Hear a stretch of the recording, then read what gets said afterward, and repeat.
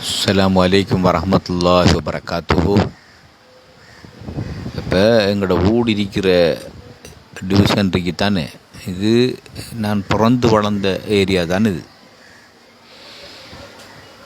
நான் ஓட்டமாடியில் போய் கல்யாணம் முடித்தாலும் என் ஒய்ஃபை கூட்டிகிட்டு வந்து இந்த நாங்கள் பிரிக்கிற இந்த உழவை வாங்கி இதில் வீடு கட்டி இதில் தானே இப்போ 35-40 வருஷமாக நாங்கள் இருந்து வாரோம். அதே நேரம் என் 34 வருஷ உத்தியோக கால வாழ்க்கையில் 18 வருஷம் இந்த டிவிஷன்லேயே நான் தொடர்ந்து நான் ஜிஎஸ் இருந்திருக்கேன். இடையில் ஒரு ட்ரான்ஸ்ஃபரில் போய் வந்தாலும் மொத்தமாக 18 வருஷம் நான் இந்த ஏரியாவில் நான் ஜிஎஸ் இருந்திருக்கேன். எங்களோட வீடு ஆஃபீஸ் எல்லாமே உண்டு தான். தனியாக ஜிஎஸ் ஆஃபீஸுண்டு தனியாக இப்போ இந்த டிவிஷனுக்குள்ளேயே இந்த வீடு மிதிக்கிறபடியாக என் வீட்டிலேயே நான் ஆஃபீஸையும் வச்சுருந்தேன். நான் இந்த மக்கள்கிட்ட என்றைக்குமே ஒரு ரூபா கூட நான் கை நீட்டி லஞ்சமாக வாங்கின கிடையாது.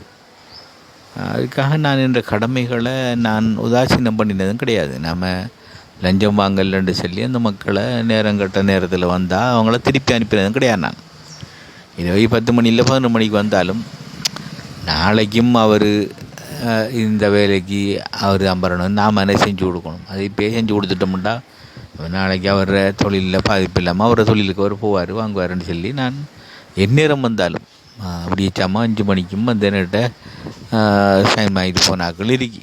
அப்படித்தான் என்கிட்ட கடமையும் இருந்துக்கி.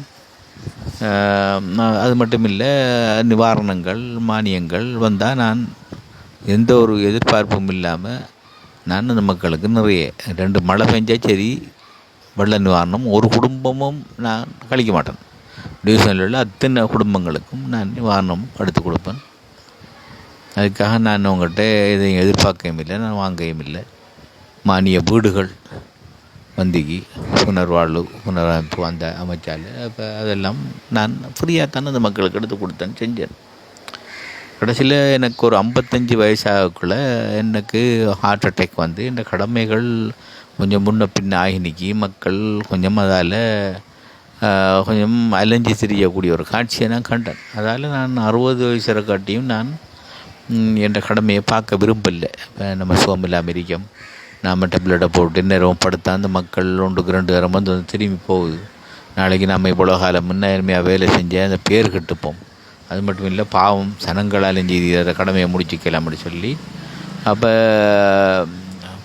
இப்போ அட்டாளச்சேனை இருக்கிற நம்மளோட எல்லாம் அனிபா டிஎஸ் சம்பாந்துறையில் டிஎஸ் இருக்கார். இப்போ அவர் கூட எவ்வளோ சொன்னார், நான் 60 வயசு முடித்தவனே இன்னொரு வருஷம் கான்ட்ராக்ட் பேசிக்கில் இடித்து கேட்டுக்கிட்டீங்க. அவங்களுக்கு இன்னும் 5 வருஷம் இருக்கே ஜிஎஸ். நீங்கள் ஓய்வு போகிற வேணாம், வார வருஷம் 10,000 ரூபா சம்பளம் கூட்ட போகிறாங்க, மோட்டர் சைக்கிள் கொடுக்க போகிறாங்க ஜிஎஸ்மாக இருக்குது, அதில் எடுத்துக்கிட்டாச்சு நீங்கள் போகலாமேன்ட்டு அவர் இன்னும் உயிரோட இருக்கார். அவர் என்கிட்ட அன்பாக கேட்டுக்கொண்டார். இல்லை சார், எனக்கு பென்ஷனே இல்லாட்டியும் பரவாயில்ல, நான் காலமெல்லாம் மோட்டர் சைக்கிள் தான் ஓடித்துறேன், எனக்கு அந்த மோட்டர் சைக்கிள்லாம் வேணாம், எனக்கு கஷ்டமாக இருக்குது இந்த வேலை பார்க்குறது, எனக்கும் கஷ்டம், மக்களுக்கும் அலைச்சலாக இருக்கு, நான் ஓய்வு பெற போகிறேன்டா 55 வயசுலேயே 52,000 ரூபாய் சம்பளம் எடுத்தேன். அப்புறம் ஒரு 23,000 ரூபாய் பென்ஷனை எடுத்துக்கிட்டு நான் ஓய்வு பெற்றேன். நான் அப்போ அந்த காலகட்டத்தில் தான் இப்போ இந்த கடைசியாக கலைக்கப்பட்ட உள்ளூராட்சி மன்ற தேர்தல் வந்துக்கு.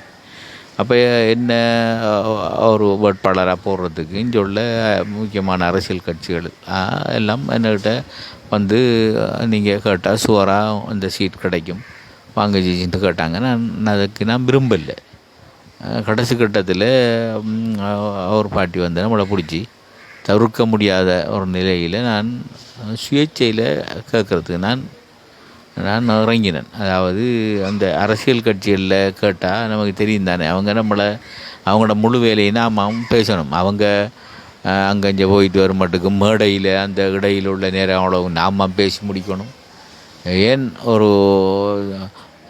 நோட்டீஸ் விட்றது கூட நம்மளை அவங்க பாவிப்பாங்க, நீங்கள் இறங்கவான ஜேசி நீங்கள் பிக்கப்புக்கு வரீங்க பொடிய மாதிரி ஓட்டுவாங்க நீங்கள் பார்த்துட்டீங்கன்ட்டு அப்படின்ட்டானே நம்மளை அவங்களோட வீட்டு வேலைக்கு வாங்கி இப்போ நம்மளை வச்சு வேலை வாங்குவாங்க. இதெல்லாம் ஏன்னு சொல்லித்தான் நான் அந்த சுயேட்சையில் போட்டிக்கிட்டேன்.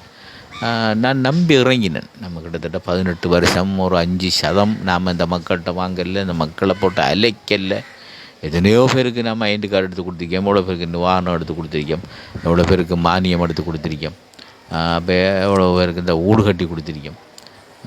இப்படி நான் பிச்சு சம்பள கார்டு ஒரு ஏராளமான ஆட்களுக்கு நாம் எடுத்து கொடுத்துருக்கேன். இப்போ இந்த மக்கள் சுவராக நமக்கு மாறு செய்யாது, ஒரு நன்றி கடனாக ஒரு புல்லடி போட மாட்டேன் அந்த சனம் அப்படி சொல்லி நான் நம்பி தான் இறங்கினேன். மற்றது எங்களோட குடும்பமும் அதிகமாக இதுக்குள்ளாண்டிருக்காங்க. ஆனால் நான் எதிர்பார்த்தது வேறு, நடந்தது வேறு. இந்த உழவு செஞ்ச மனுஷனுக்கு அந்த நன்றி இல்லையே, கேவலம் ஒரு புல்லடி போட மனம் வரலையே. உழவு செஞ்சான் அவன், நேரம் கட்ட நேரத்தையில் நான் போய் கட்டத்துக்கெல்லாம் செஞ்சான், நம்மக்கிட்ட இருந்து ஒரு ரூபா வாங்கிட்டு செஞ்சானா, மற்றாக்கள் நம்ம கொடுத்தா தான் ஃபேனை ஊற்றுவாங்க, அப்படிலாம் அவர் செய்யலையேன்னு சொல்லி ஒரு மனுஷனுக்கு அந்த நன்றி இருக்கலையே. கேவலம் ஒருவன் 250 கிராம் பால் மாப்பக்கட்டை கொடுத்தான், நீ அதுக்கு நன்றி கடனா. இப்போ இவ்வளோ காலம் நான் 18 வருஷமாக ஒவ்வொரு மாதிரிக்கும் வந்தால் எவ்வளோ நிவாரணம் அள்ளிச்சு வந்து போனாங்க.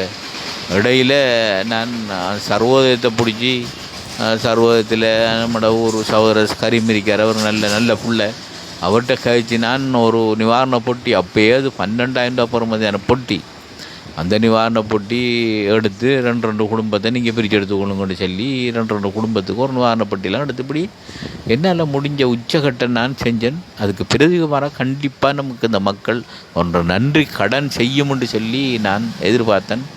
ஹராம் இல்லையா, வெறும் கேவலம் 48 போட்டு தானே குளிந்தி, 48 போட்டு தண்ணி கிடச்சி. அதுவும் இந்த குடும்பங்கள் இதுக்கு கிடக்கிறதால, அதுலேயும் குடும்பத்துலேயும் எனக்கு 60 பேர் போடலை.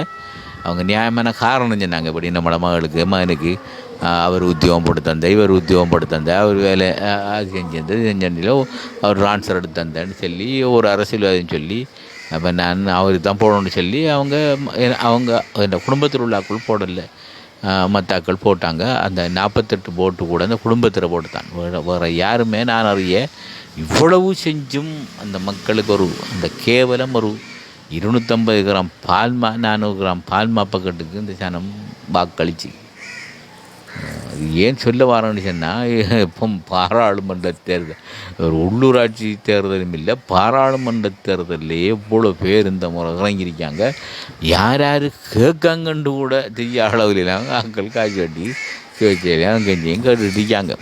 அப்போ இவங்களுக்கு ஓட்டு என்ன மாதிரி நான் யோசிச்சு பார்க்கல. ஒரு கதை உண்டு எனக்கு ஞாபகம் வந்து, இப்படித்தான் ஒரு ஆள் அந்த கேட்குற இந்த பாட்டி இழப்பெல்லாம் ஒரு ஆள் எலெக்ஷன் கேட்டாராம். கேட்டால் அவருக்கு 3 போட்டு தான் விழுந்தியாம். அப்போ அவர் பொஞ்சாதி கேட்டாவாம். அது சரி, உங்களோட போட்டு உண்டு, 2வது எந்த போட்டு, அந்த 3வது போட்டு இந்த 3வது போட்டு 6 போட்டு நான் செல்லாட்டு விட மாட்டேன். அது பெரிய மாலகாலம் மாஞ்சி பெரிய கோழிக்கோட்டுக்கு போகிற அளவுக்கெல்லாம் அது வந்து சேர்ந்துக்காண்டு கேள்விப்பட்டேன். அப்படி எத்தனை பேர் நான் காய்ச்சி கட்டிக்கிறார்கள், இவங்க காதிக்கோட்டுக்கு போகிற கட்டம் வருதோ அவ்வளோதான் அறிவான். எனக்கு அதை நினைச்சா சிரிப்பாரி. இவ்வளவு செஞ்ச நம்மளுக்கு இந்த மக்கள் ஒரு நன்றி கடனை கேவலம் ஒரு புல்லடி போடலை. இவங்களுக்கெல்லாம் யார் போடுற, இவங்கெல்லாம் என்ன நினைப்பில் இறங்கியிருக்காங்களோ அல்லாஹ்க்கு தான் வெளிச்சம் பாப்பா.